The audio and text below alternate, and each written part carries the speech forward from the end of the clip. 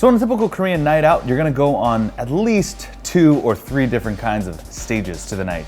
We call them cha. So we have ilcha, which is first stage, a bar with tiki drinks and a fun vibe. So we have icha, second stage. You go and get some Korean barbecue. And finally, samcha, third stage, karaoke lounges.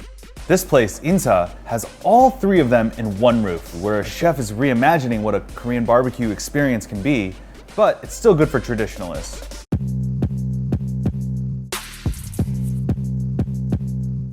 This place is like everything you need from Korean culture in one building. It's perfect. I love it. Yeah, my husband calls it Korean fun time place for celebration. Is Korean what he fun calls time it. place. Gowanus is a very fun neighborhood. It's sandwiched between a couple of residential neighborhoods, the Park Slope Carroll Gardens, very close to downtown Brooklyn, which houses, as you know, Barclay Center. You've been classically trained, but you didn't necessarily professionally cook Korean food until this restaurant. That's right, right. So that's the funniest thing. Like so Sunny Lee, who is an amazing cook herself, and she's opening up a restaurant, and she's classically trained like the rest of us, and we're like, none of us really know how to cook this, but it was just it's so great to discover it together. You know, of course, there's always my mother that I could call and say, okay, I know this is a silly question, but I'm going to ask it. And so she was really on board, and she gave me a lot of advice. So it was great to discover it all together. We really wanted to keep the flavor of the food rooted in tradition, you know what I mean? And we didn't want to do fusion. I mean, Korean food is amazing, you know what I mean? It's what I grew up eating, it's what you grew up eating, and it's what a lot of foodies now are discovering. And trendy now. We're hip, man, we're hip.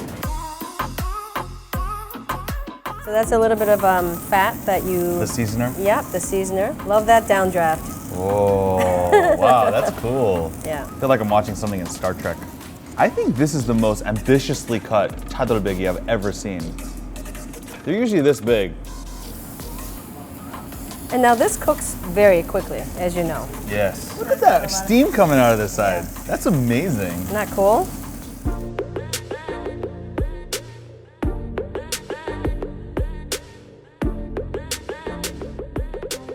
You know, just a little dip. That's the purity of the meat. Yeah. You know? I'm gonna build up a basic sam with gendnip, which is sort of a Korean perilla leaf. It's like the Korean basil. And add a little bit of their samjang here. Garlic. What I like about the gendnip is that it has a sharp herbaceousness. Right. And it really contrasts the meat. The beef is it's pure, it's muscular, and I think the gendnip kind of like envelops it in a perfect way. That is really good. Your samjang is awesome. Thank you. So this is really cool because this is the pancetta coreana, right? Which is interesting. You'll never see this at any other Korean barbecue place. And no, it cooks very quickly, so you have to flip it over. Okay, all right. Make sure it doesn't burn. I'm on it. Yep. I'm gonna make a bacon kimchi sandwich. Grill some kimchi first. Yep. And we got their special bacon on the bottom. We got a little grilled kimchi, samjang, the squid. Oh, that's a big mouthful. Good? Yeah. Good. This is sundae, and sundae is a Korean blood sausage. Usually it's a lot silkier and luxurious, I feel like, than, say, some other pork blood sausage. Because of the presence of the rice and the vermicelli, there's snout involved, there's a lot of seasoning involved, a lot of spices, and we wanted to serve a version that is finely tuned, made in-house. The texture of the vermicelli and everything inside of it, the balance of the meatiness and the blood, so good. Yeah. House sundubu, so it's sort of like silken tofu stew.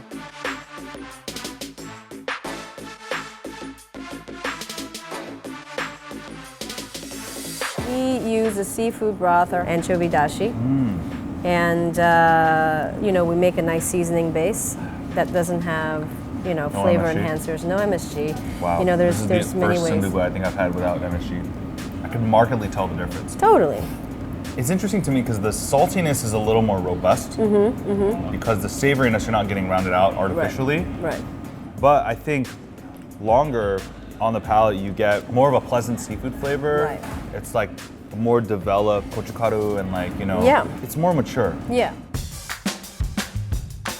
We're gonna go to the main event. We're going to the kalbi, lightly marinated, right? You Well, it is marinated. put a It's touch on it. marinated, yep. A soy sauce, grated pear. It's your typical kalbi marinade. Very good marbling, which Yeah. I think is impressive. Yeah. Now this you gotta just eat right from the grill, I feel like. Really? Don't you think? Yeah, let's do Don't it. even wait. And this stuff, you have to go for the hearty stuff. So we have some fresh escarole in here. And for this, I think you just take one of the meat. We'll go for 2. 2. I 2. Oh, you go big. And then just a little smear of the samjang, or nothing at all. So good.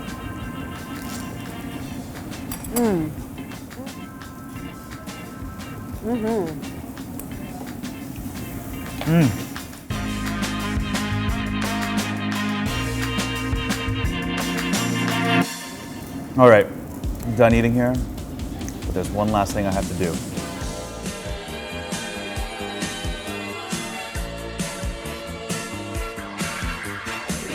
I see it in your eyes, a sad indifference to my style. I feel when we kiss, there is no mercy anymore. Without our time, feel another heartache. Ooh, baby, feel another heartache. Well, if you guys like this episode and you want to see more, you can click right here.